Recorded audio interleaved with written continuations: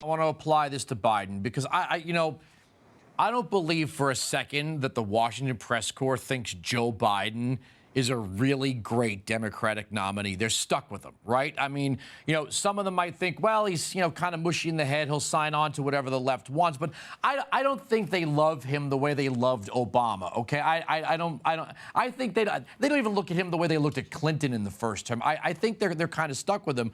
But you're right, and I love this quote.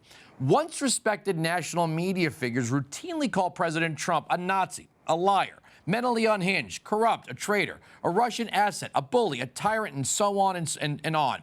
They pummeled him for 2 years with made-up stories, gossip, and speculation, while Special Counsel Mueller and his team silently conducted a thoroughly and lengthy investigation into every aspect of the Trump campaign and Russian interference in the 2016 election. When they found no evidence of collusion, the press, encouraged by Democrats in Congress, moved on to look elsewhere in the hopes of finding some crime that could be linked to Trump, his businesses, his family, his taxes, his non-traditional foreign policy. The media are now like a dog with a bone. They will never stop harassing Trump. Over 90% of all news coverage of Trump was and remains negative. I don't believe for a second the people that are doing exactly what you say here really like Biden. I don't buy it.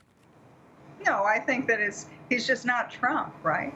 And he's the one person that the Democrats could agree on.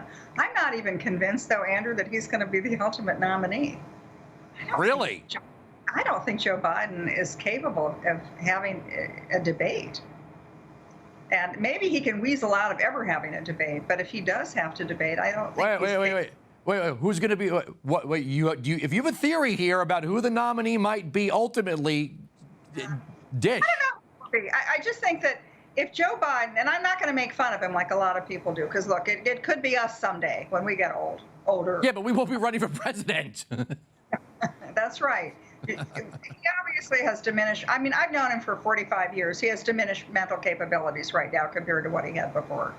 And I don't think he's capable of having a tough, hard-hitting debate with President Trump, because it would be tough and hard-hitting, even if he got softball questions by the press. So I'm just questioning. Maybe I'm sure he'll get the nomination from his virtual convention. But if he has to debate, I don't think he can. And so maybe at that point, does he step back and then say, well, my vice president will now become the presidential nominee, and then that person will debate? Because debating President Trump, people think, oh, President Trump's always not that good a debater. He's not that smart. He's dumb like Fox. He knows exactly what he's doing. And I think he would just mop the floor with Joe Biden. That's why I think they won't let him debate. See, my fear is, and I said it on radio, that whoever his vice president pick is going to tie a string to his wrist and then to, I guess, her wrist, and they're going to be signing pieces of legislation. I mean, it'll say Joe Biden, but really the approval the approval will come from whoever the vice president is. Whatever the left puts in front of that person, they're going to sign, and it's going to be a piece of string going back and forth, actually being signed by Joe Biden. But the real power is going to rest ultimately with whoever the vice president is. And if you want to talk about the way the press and the Democrats brought up the 25th Amendment with Trump, some part of me fears that 25th Amendment question is going to come creeping in 10 months into the first year of a Biden administration. If he wins, I don't think he's going to, though.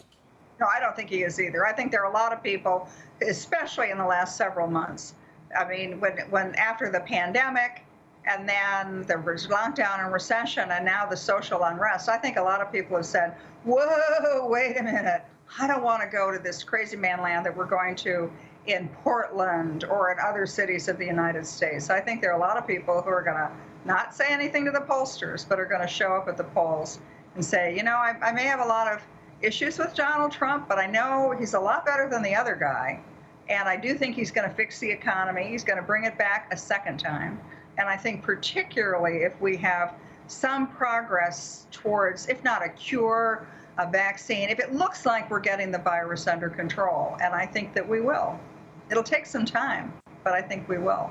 I'm going to tell you this: Revolution, Trump, Washington, and We the People is a great read. I'm really glad we were able to do this, and look, I I started reading the book, and look, quarantine. Sometimes quarantine ain't so bad. You get some time to read books by friends, and then we get to do this, and this is something that you and I get to do.